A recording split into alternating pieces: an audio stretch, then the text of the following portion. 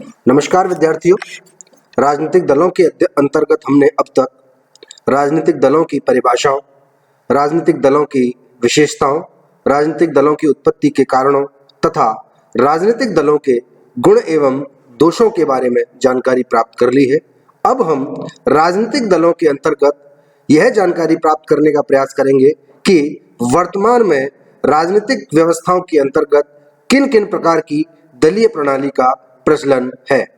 अगर हम मुख्य रूप से देखें और साधारण विभाजन करें तो पाते हैं कि वर्तमान में राजनीतिक दलों की 3 प्रकार की प्रणालियां प्रचलित हैं, जैसे एक दलीय प्रणाली, द्विदलीय प्रणाली तथा बहुदलीय प्रणाली।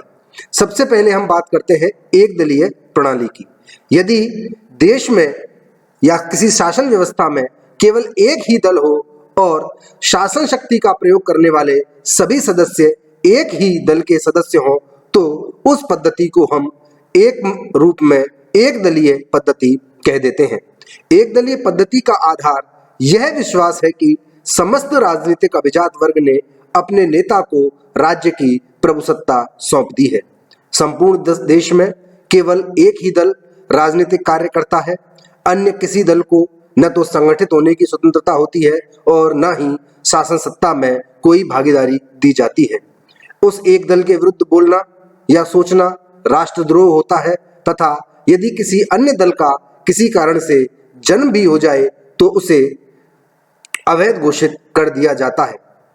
इस प्रकार एक दलीय शासन प्रणाली में जो एक मुख्य बात समझ के आती है वो है कि यह एक प्रकार से निरंकुश राजतंत्रों की भांति कार्य करते हैं और वर्तमान में अधिनायकवादी व्यवस्थाओं या जनवादी लोकतंत्रों में एक दलीय प्रणाली का ही प्रभुत्व पाया जाता है।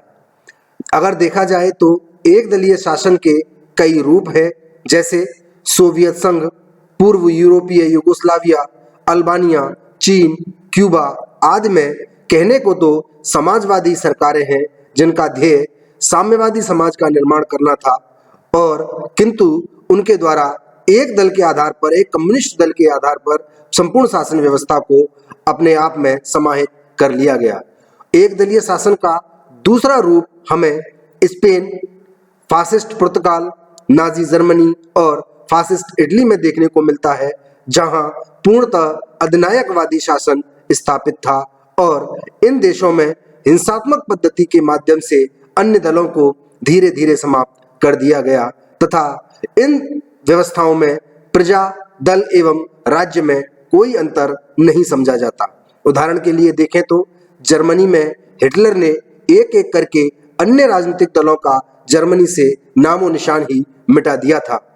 तृतीय श्रेणी भी एक दलीय शासन की एक तृतीय श्रेणी भी है, जैसी श्रेणी में हम बर्मा और इजिप्ट जैसी सरकारों को रख सकते हैं, जो राष्ट्रीयता और समाजवाद की भावनाओं से ओतप्रोत है और जिनका सूत्रपात सैनिकों की ओर से हुआ है। चतुर्थ श्रेणी में हम लैटिन अमेरिकी देशों तथा अनेक बार पाकिस्तानी सरकारों को भी रख सकते हैं। ये सरकारें किसी नेता को केंद्र बनाकर सैनिक शक्ति के आधार पर चलाई जाती रही हैं।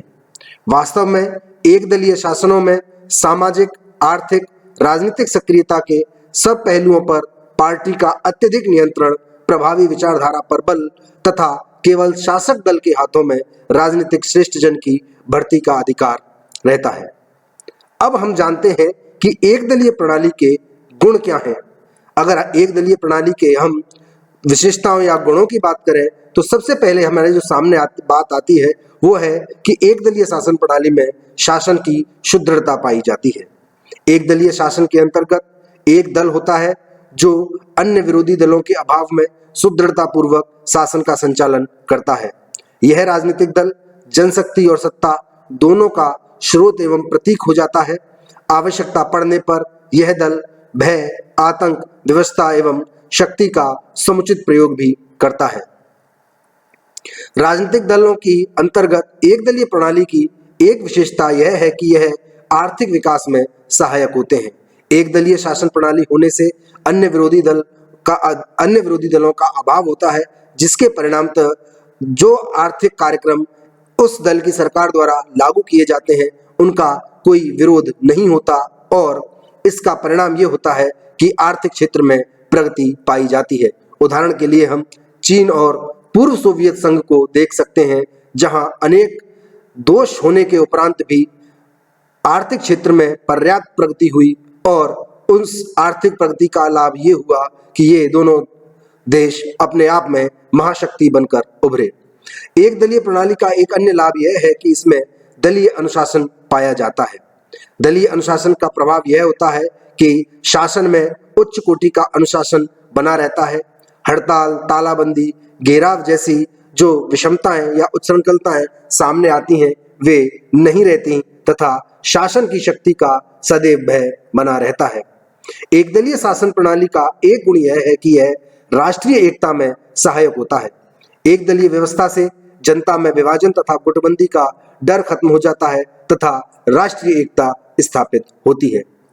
एक दलीय प्रणाली में भले ही कितने ही गुण हों और कितने ही उसके लाभ गिनाए जाए, किंतु यह प्रणाली दोषों से मुक्त नहीं है और अनेक विद्वानों द्वारा इसकी पर्याप्त आलोचना की गई है। जैसे सबसे पहला जो एक दलीय प्रणाली का दोष होता है वह है कि यह वैयक्तिक स्वतंत्रता का लोप करती है। एक दलीय शासन में शासन सत्ता इतनी अधिक केंद्रीकृत हो जाती है कि वैयक्तिक स्वतंत्रता समाप्त प्राय रहती है। इस व्यवस्था के अंतर्गत खुले विचार विमर्श, वाद विवाद एवं आलोचना को स्थान नहीं दिया जाता तथा समुदाय और संघ बनाने की स्वतंत्रता भी नहीं रहती है। एक दलीय शासन प्रणाली में चूंकि विपक्ष का अभाव होता है, अतः रचनात्मक कार्यक्रम लागू नहीं हो पाते तथा शासन पर नियंत्रण नहीं रहता। विपक्ष का अभाव होने के कारण शासन को जागरूक या सचेत नहीं रखा जाता तथा वैकल्पिक नीतियां भी प्रस्तुत नहीं की जा सकती हैं। एक दलीय व्यवस्था में विपक्ष को कुचल दिया जाता है और जनता को आतंकित किया जाता है।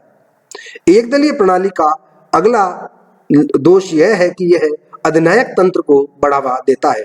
एक दलीय शासन वस्तुतः अधिनायक तंत्री हो जाता है और व्यक्ति के जीवन के सभी पहलुओं, यहाँ तक कि सामाजिक, आर्थिक, राजनीतिक, सांस्कृतिक आदि पहलुओं पर भी नियंत्रण स्थापित कर लेता है। व्यक्ति की स्थिति एक मशीन के कल पुर्जे के समान बन जाती है। एक दलीय शासन प्रणाली के अंतर्गत यह प्रगतिशील विचारों का विरोधी होता है। एक दलीय शासन रूढ़िवाद का प्रतीक होता है तथा रूढ़िवादी परंपराओं को ही मान्य करता है।